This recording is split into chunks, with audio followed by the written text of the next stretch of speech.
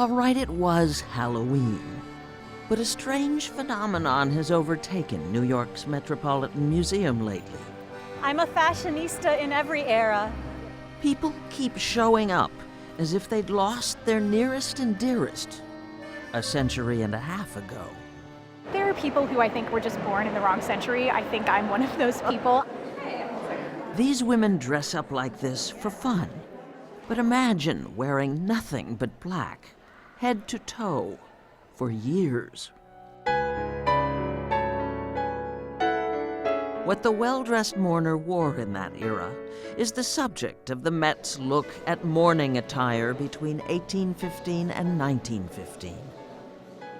This dress would have been worn during a period of deep mourning, so that's the first stage. That's the deep first mourning. stage. Jessica Regan is a curator of the Met show. So it's covered completely in mourning crepe, which has a very distinctly crinkled, almost pebbled surface. It's finished with a starch, so it's rather stiff. And dull black, crepe, that's C-R-A-P-E, is what a respectable American or European widow was expected to wrap herself in during Victorian times. There was an expectation, at least in the first stages of mourning, that one would wear the veil over the face. That was year one. In year two, a little shine was permissible. But wait, there was more, an additional 6 months of so-called half-mourning.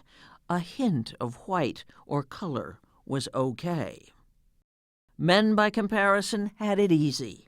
Some etiquette manuals suggested only a period of 3 months mourning for a widower. The black suit that men habitually wore anyway was already fairly appropriate for mourning attire. He could simply add a crepe band around his top hat.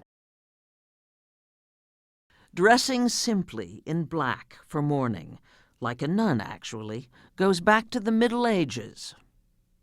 Queen Victoria's approach to mourning? Overkill, so to speak. She wore black for 40 years after her husband died. But what the royals did trickled down to the middle class. How? Fashion magazines.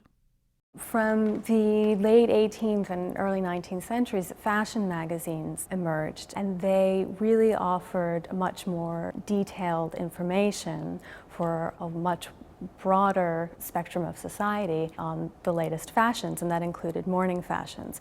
In major cities, there were whole department stores, warehouses devoted to fashionable mourning wear, like today's wedding salons. But mourning was about more than clothes. Never dance and my reputation will be lost forever. Enough courage you can do without a reputation. In Gone with the Wind, Scarlett O'Hara, recently widowed, courted scandal for dancing at a ball. World War I changed the rules. There were so many men who were lost in that conflict that the idea of massive mourning was just too much to contemplate. Mary Davis is Dean of Graduate Studies at the Fashion Institute of Technology in New York City. One nice gauge of this is to look at Emily Post's writings in the 1920s. There aren't the imperatives to hide your face. It's a much lightened up version of mourning. And by the 1920s, fashion designers, notably Coco Chanel, had repurposed widow's weeds as the little black dress. Taxi! So fabulously unfunereal on Audrey Hepburn in Breakfast at Tiffany's. And yet, think of Jackie Kennedy at JFK's funeral. The black suit, the crepe veil. If you look ahead to Princess Diana's funeral in 1997, Prince Charles showed up to that event wearing a navy blue suit rather than black because, as he said, it was her favorite suit. It's still common to wear black to the funeral, but that's not necessary. What's more important is to be neat and pressed and dignified and to respect the memory of the person who is lost. White is the traditional color of mourning in China, India, and Japan. But with Halloween still in mind, we thought we'd return to the Metropolitan Museum, descend into the gloom, and celebrate basic black.